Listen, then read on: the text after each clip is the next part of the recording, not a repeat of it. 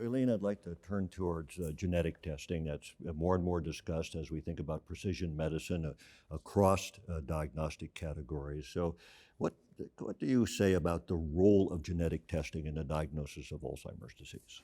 I think with respect to precision medicine, we're way behind genetic and genomic testing for cancer, where certain gene profiles actually predict response to treatment. At this point, we're not there yet in Alzheimer's disease. But I want to say that there are families in which Alzheimer's disease is a genetic disease. And that is, it is transmitted by what we call an autosomal dominant pattern. That is, if roughly half the people in every generation are affected, and if you yourself have an affected parent, your risk is 50%. Genes that we have identified that cause Alzheimer's, that mutations in which cause Alzheimer's disease are only for early onset Alzheimer's. And so these are the mutations, the amyloid precursor protein, the presenilin-1 gene, and the presenilin-2 gene. And for the amyloid precursor protein gene and the PS1 gene mutations, those are exceedingly early onset, usually in the early 40s. The youngest patient I ever took care of that had a PS1 mutation was the year he turned 30. He got Alzheimer's disease. His sister dead at 37, his father dead at 43 of Alzheimer's. But I want, the PS2 mutation has a little broader range of age of onset, but I want to point out that this is only between 1% and 3% of Alzheimer's overall. These are rare families. And in these families, it's no mystery.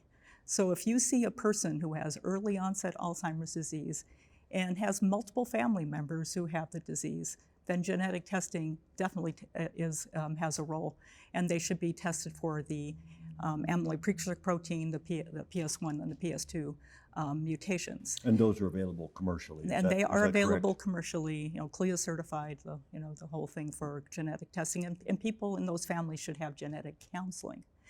There are more late onset families in which there appears to be the same autosomal dominant pattern of transmission, but we don't yet have any genes identified, mutations in which cause late onset Alzheimer's disease. And this remains an active area of research.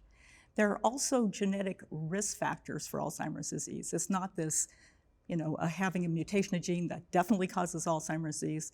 There are different forms of genes that can confer increased risk.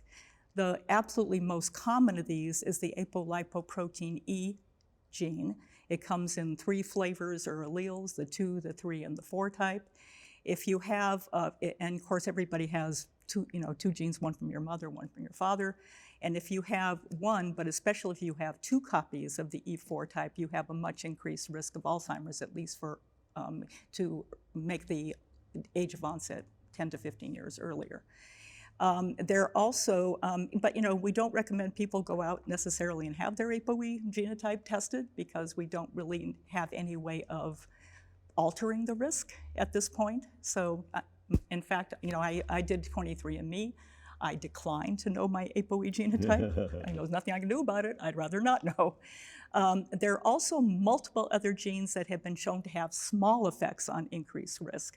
And it's probably those, this is a multi-genetic type of situation where you might have to have a number of those to actually greatly confer an increased risk. Okay, and how do other people view the E4? That's an area of controversy in our specialty. Can I add to that, Jeff? So Marwan, we'll start with you, but I'm sure everybody's going to have an opinion here. I don't know if you saw yesterday, the Wall Street Journal had an article about this, about ApoE genotyping and whether it was a good idea or not. I'm one of the few physicians in the United States that orders ApoE genotyping as part of my medical practice. I agree we would never order it for people who are asymptomatic, and I did get my 23andMe ApoE, I order it as an added value to the clinical diagnosis. So in MCI and dementia, Alzheimer dementia, I tell them up front, I ask them if they want to know, and then I use it, and I kind of set up the argument as to maybe it can explain a little bit on the why, because ApoE4 presence is a proxy measure of amyloid, so that if you're positive, you're more likely to have amyloid in your brain. So I use it, and I agree we would not recommend people who are asymptomatic. If they're normals, I will not recommend testing for that, and I usually don't do it. But Elaine's point is very important, is that now, in the last year, 23andMe will do it. People are actually getting tested for genetic risk every single day, thousands of people a day, not realizing they're getting their genetic risk for Alzheimer's disclosed to them. And so I'm not sure that at a societal or population we've actually dealt with the consequences of that information.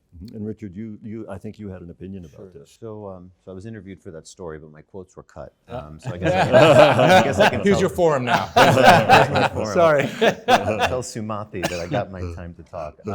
So this is controversial and this is tricky. I think from a brain health risk reduction standpoint, I think ApoE has some utility in terms of predicting whether physical exercise or whether stopping smoking or addressing metabolic risk may be preferentially effective. Some of the dietary interventions, for example, low carbohydrate diet, MCTs, may be preferentially beneficial if the person is E4 negative. This is in its infancy. I wish we could press the fast forward button and catch up to cancer, and hopefully we'll be using these results to inform care on a regular basis. I don't think that time has come just yet. That being said, I think there's a lot of confusion. So, men and African Americans, for example, the impact of E4 on their risk may be different. So using E4 ApoE genotype as for a diagnostic test, I don't recommend that. And understanding, like what you mentioned, polygenic risk is really the key here. You may have one E4, but the rest of your genetics are clean, or you have some risk-reducing genes. Your ApoE4 risk will be different than if you have multiple genes of the dozens that have been identified to amplify your risk.